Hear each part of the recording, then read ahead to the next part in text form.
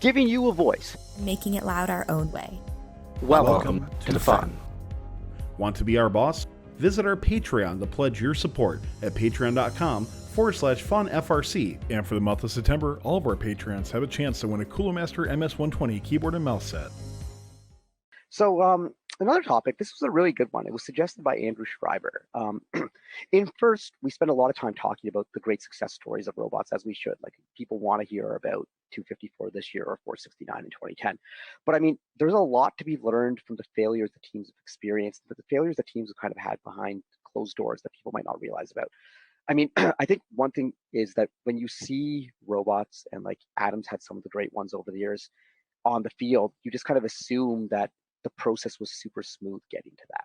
Even though like you kind of know it probably wasn't, you still don't think about it. You just kind of assume like that 254, probably nothing ever goes wrong in their season. Or like when you look at 1114's 2008 robot, people probably just thought that it was just all swimming all the time. But I don't think people realize how often the most successful people and teams fail.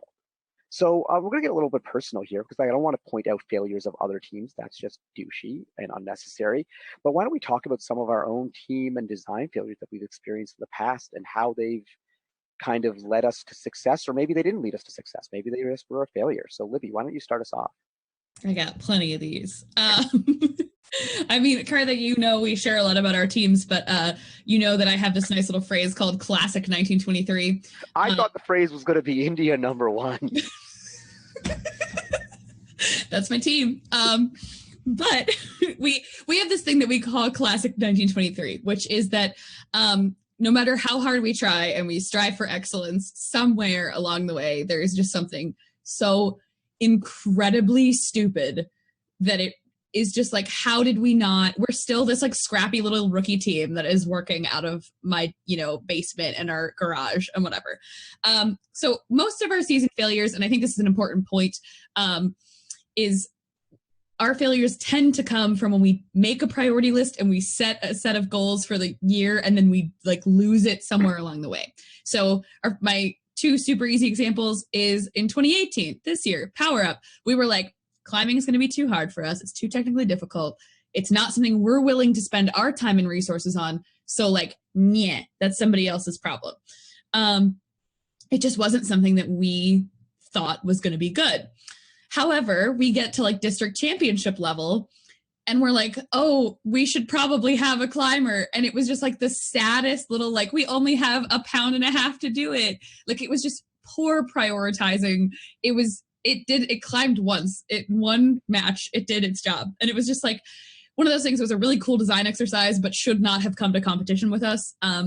It was just outside of our exact resources. Same thing in 2016. We tried to like iterate on a high shot and it just shouldn't have been on our list. It was just too little too late solutions, things where we wanted to do something so badly that like the big, great teams were going to do, and we couldn't do it, and we still tried, and it was just not great. So a really harsh lesson a couple of times in working within your means and within your resources. But the one that I really want to point out as like a classic 1923, because it's really funny now, it wasn't funny that day, was that we were trying to follow this process, like this is how the greats do it. And so we had our concept, we were going into CAD, we're like ready to put it all together. Not a single member of my 100 plus student team checked if the CAD of the robot was inside of the height limit for the robot for the season. So we built an entire robot that was like 3.5 inches too tall for the competition. And it was just the most classic 1920. Like, we were able to solve it. It was, a great, lesson in iteration and moving everything 3 inches down from where it needed to be. But it was the peak of like classic 1923 moments, is that we tried so hard to follow this perfect process and like get through CAD and not build anything until we'd actually thought through the design, and we didn't think through the most important part of the design, which doesn't meet basic sizing requirements. Those experiences, though, they taught us a lot about checking our work and staying true to what we decided. But hopefully my goal this year as a mentor is to avoid the priority drift. But you never know with us. Adam, what about you guys? I would say it's definitely the entire 2016 season and the obsession with shot blockers, which wouldn't have been as bad, except it was coupled with kickoff day. It's like, okay, no compromises. We want to do low bar. We want an unblockable shot, and we want a prototype that, from a battery with no software won't miss shots. So we got to like pretty much a couple days before bag and realized this just isn't going to work. And then we transitioned to a tall robot at that point. So we got none of the upsides of going tall with all of the downsides of going tall because it was hedging at the last moment. And then the fear blockers just kind of followed us the whole season. So we were pretty good at Ventura as this like medium high robot, couldn't climb, and decided for champs, we don't shoot high enough. So we want to shoot even higher to be even more unblockable, because we were like 2 inches blockable. Like if someone was like a quarter inch from our bumper, they could have blocked us. So that was, obviously something we had to solve.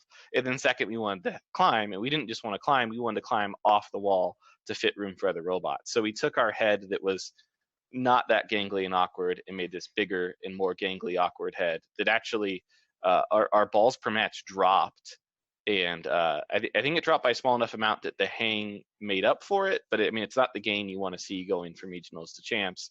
And then we compounded this with, we got number one seed. We had a good schedule, and I was actually, really happy with the team, how they operated that whole event. But then I think it was 187 in a qual with taters. Yeah, I'm sorry, my daughter's right before bedtime, and she's. Oh, I'm sorry. So in quals, we played a match with Team, and that was before there were any. Oh, I'm so sorry, guys. We had this huge score in quals with Team Taters, and we just couldn't pick them because they were blockable. And it was like something the team had been talking about for so long that they weren't even like top 10 on their pick list. Like just every scout, every kid knew, can't pick blockable teams, can't do it. Even though we'd played a qual with them and put up 187, because we were just certain that everyone had all these blockers hidden in their pits and every alliance was going to run a blocker. And we get knocked out, and then we're watching more and more divisions, and we're like, ooh, where are these blockers out? We're not really seeing enough of these blockers. I felt slightly vindicated that 2056 did well with their blocker, but overall, that was really a whole season that, it wasn't a bad season. We got number one seed in their division, had a good time, won a regional, but could have been a lot better if mostly me, not even the team, wasn't so obsessed with shot blockers. Right. Yeah, when you think about failures, there's been a lot of them over the years.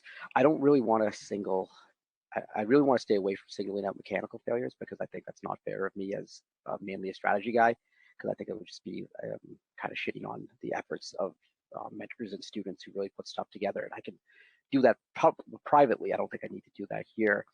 But I can think of like some major times where like I messed up strategically, like badly.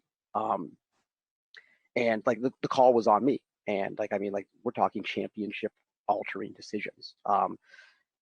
2013, I think this is probably the one I regret the most, was our hanger was not working properly, and we were playing against 610, 1241, and 1477. It was us 118, 4039, and like all we had to do was stop trying to hang, like, and just like go into the match and say we're just going to cycle, and we could outcycle them, and like Libby, we were out with these guys like other week, and they were even talking about it. It's like, yeah, all you have to do is cycle. And it's like, yeah. But we were so focused on that hanger because our whole season was based around that hanger, and we just were like, we have to get the hanger working. And I should have just made the call and just been like, hey, Kyle, Mason, we're just all going to cycle, and we're just going to cycle the F out of everyone. But I was like, no, the hanger might work. Let's try it for the hang. And as we try for the hang, there's discs that aren't being scored, and it's on the screen right now. And it's like boom, and like that those decisions hurt. You think about them a lot. And the 2011, in the same division as Adam at champs, we were the number 10 seed, and number one seed was effing terrible, and we should have declined for the 10 spot, because if we declined for the 10 spot, we would have ended up moving into 8, and we would have been able to grab 973 and probably 610 or maybe 341, and we would have had a great alliance out of 8, and we would have had a shot at taking anyone on and down at that point. But it's like, again, like I didn't have the guts to make that call. It's similar to the hanger one, where I had to have the guts to say, we're not going to try and hang. I should have had the guts to say, hey, we're declining that. And so like those failures, people don't think about that. Like they think about like, hey, like look at what we can do strategically, and like look at all this stuff, and like they see these teams, these big powerful teams. But like every strong team has had major strategic failures at some point or another. It just happens. But it's like how you deal with them. And I'd like to think that because of the mistakes that I've made in the past, I'd like to think that I've learned from them. I hope I have. But at the same time, I know like if I continue doing strategy in FRC for years, I'm going to fail at times. And it's something you have to be prepared to deal with, and you can't let it destroy you. And you can't let your failures make you afraid to take risks, because then it's just like it's a cycle that's just going to perpetuate. These failures that I'm talking about were solely because we weren't taking the big enough risks. And if I let those failures haunt me in that way, like that's really dangerous. And then what am I doing as a mentor as I'm trying to teach kids about the proper ways to make decisions, you know? So like it's totally about kind of embracing these failures and talking about them and saying, yeah, we made this mistake. Here's why we're not going to make similar mistakes. And I want you as students to not make these sorts of mistakes. Because like forget about FRC. Learning to deal with failures and learning to adapt from them is a life skill that I want to pass on to these students. So I want them to look at me and be like, hey, Karthik's failed a bunch of times, you know, and be like, that's okay. So like, I think it's important that, you know, as mentors and like, especially for like our young mentors in this program who've gone through the program and are now like in university, whatever, it's okay to tell the students on your team that you struggled with calculus in first year. It's okay to talk about that time when you failed a class. It's okay to talk about that time when you failed the midterm. Like you don't have to seem impenetrable to them. Like it's okay to talk about these failures so they know that these failures are going to happen to them. And when they happen to them, they don't freak the F out and just be like, oh my God, my life is over. I failed a test. I suck. You know, so they can adapt to that sort of stuff. So I mean, I guess that's kind of the point of this discussion. But yeah, failure happens. It sucks, but you get over it. Yeah, definitely a trap I've fallen into in the past is you make a checklist kind of for this next season that is purely just don't repeat these couple big failures you've done in the past, but then you can kind of end up with this overdefined checklist and you're trying to solve too many things. You know, that was kind of like our 2016. We needed the prototype that could not miss shots, and that was just too ridiculous of a constraint. And you shouldn't, you know, operate on your previous failures that much. Right. Yeah, absolutely. And I think it's important, like you're saying, to look at the failures and recognize them and move forward.